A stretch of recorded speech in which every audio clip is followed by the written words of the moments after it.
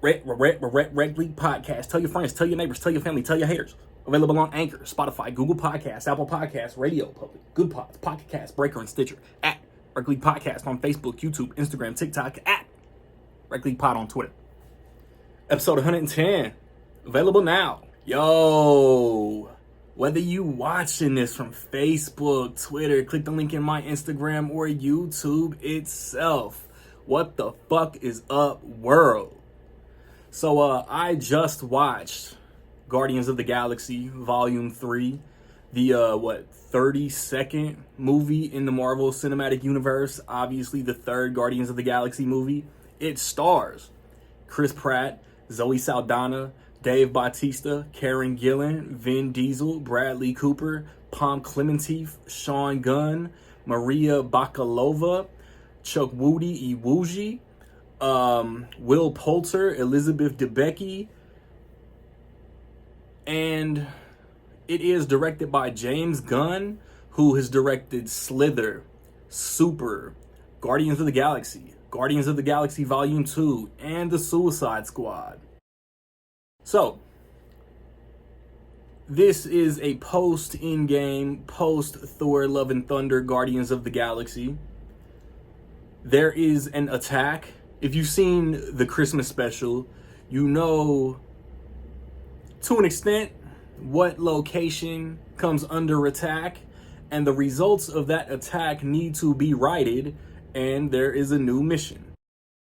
James Gunn, you magnificent bastard. I had no doubts I would like this movie.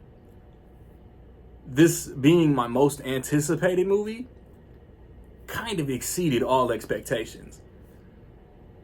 I absolutely loved it. There is no plot hole unacknowledged. There's no plot point unacknowledged. If you've seen Avengers Endgame, you know where Peter Quill is mentally at the end of that movie. This acknowledges that. And it's like James Gunn knew, because James Gunn interacts on Twitter and social media, whatever. He knew exactly what fans thought was gonna happen, and I feel like he gave all the expectations a middle finger, but everything he decided upon doing was so fucking satisfying. This movie was obviously full of action. It might not be. This might be a blasphemous comparison, but I've always looked at Guardians of the Galaxy like the Star Wars of the MCU. Characters a little more quirky, but also great and flawed and relatable, and you root for them. And it's like there's a relationship completely 180 from Guardians of the Galaxy Volume 2, and I loved it. There's a character that isn't necessarily in on the mission, but they are still the primary focus of this story, and we learn so much about them, and it's so emotional. I want to say this is the most emotional MCU movie ever, but with Black Panther Wakanda Forever out there, I just can't give Volume 3 that crown. They are probably the two most emotional MCU movies for completely different reasons, obviously. Everything with the backstory was just so gut-wrenching. And it's like Volume 2 was overkill with mid-credits and post-credit scenes, right? 5, if I'm not mistaken. One of those, though, was Adam Warlock. I feel like everybody went in expecting Adam Warlock to be the primary antagonist. And in that way of thinking, he's kind of sidled. He's kind of pushed to the side. But if you pay attention to the writing, this movie was never written with Adam Warlock as the main villain. The main villain in this story is the High Evolutionary, played by Chukwudi Iwuji, who was in the Peacemaker series that James Gunn either directed all of or most of. Dude can act. Dude is a monster. And the performance is so effective. He's very similar to Kang. Like, this movie is epic on a level that I wished Ant-Man and the Wasp: Quantumania was. The saving grace of that movie, where I can go back and revisit it, is Jonathan Majors' performance. I know that's not a name over the past couple months that motherfuckers want to say, but Jonathan Majors was great in that movie. And great, amazing as Kang. If Kevin Feige recast that role, it is a behemoth of a mistake. Chukwudi Iwuji is just as effective, just as impactful, just as when the Guardians check him, you want him to feel every ounce of pain he's inflicted on his experiments. His whole, but as an antagonist, he feels like he's right, and that's what makes him great. I just made a cut because I kind of spoiled his motivations, but just know that him feeling like he's right makes him one of the all-time best MCU villains. I've been really hard on humor this year, and I don't know if there was a joke in this movie that I didn't laugh at. I thought Drax was gonna be overkill, dumb joke. The trailers have this gag with a couch.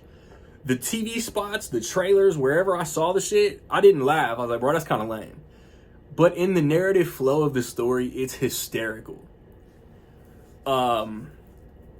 Drax, Dave Bautista's delivery is amazingly funny in this movie. I laughed at a lot of things Drax said and did. I don't want y'all to not laugh because I broke something down. So just know, Bautista killed it in this. You get an evolved Nebula. You definitely get an evolved Groot. All three of these movies, and we let's kind of include Avengers: Infinity War in there, and even to an extent Thor: Love and Thunder. Every incarnation of Groot in this franchise are all different, are all great. I love them all. I think Guardians, the original Guardians, is my favorite Groot. It's the OG. It's the original Groot. We're introduced to this tree who can only say 3 words. There is an Infinity War reference that I don't particularly agree with, but once it's acknowledged, it's amazing. The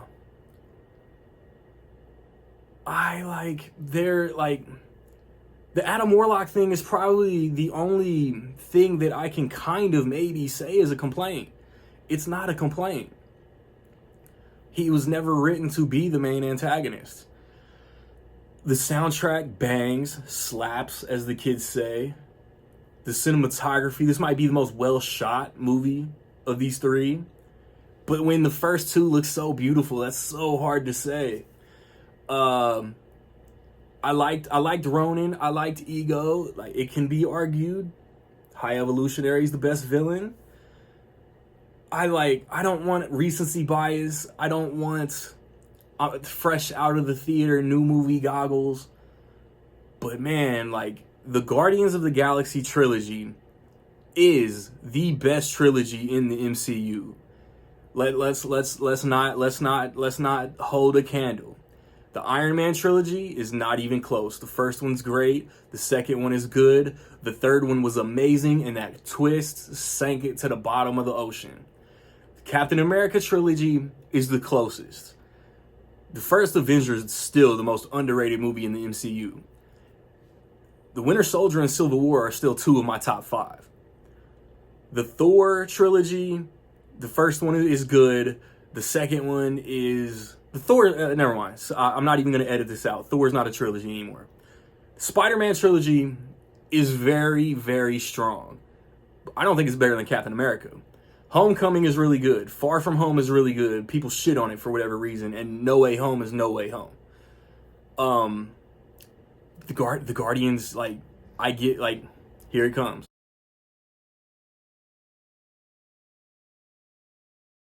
With all that being said, in my opinion, I will say that Guardians of the Galaxy Volume 3 is dope as fuck. And I have, in the past 6 years, said I've bumped Volume 2 from a 4.5 to a 5. So I give all 3 of these movies 5 stars. Have you seen Guardians of the Galaxy Volume 3, man? What you think about it? Positive, negative, somewhere in between? Let me know. It's been a little minute, so my most recent reviews are for Renfield and then Air and Super Mario Brothers. Nothing next weekend. In 2 weeks, I plan to watch and review Fast X, and the weekend after that, The Little Mermaid. Most recent episode, Rec League Podcast, we caught up because like I missed March, so we did spoilers for Scream and John Wick. Check that out, man. Next episode, spoilers for Guardians 3. So like, subscribe, comment, find me where you find me, man. Don't know where to find me. Watch these credits. Peace.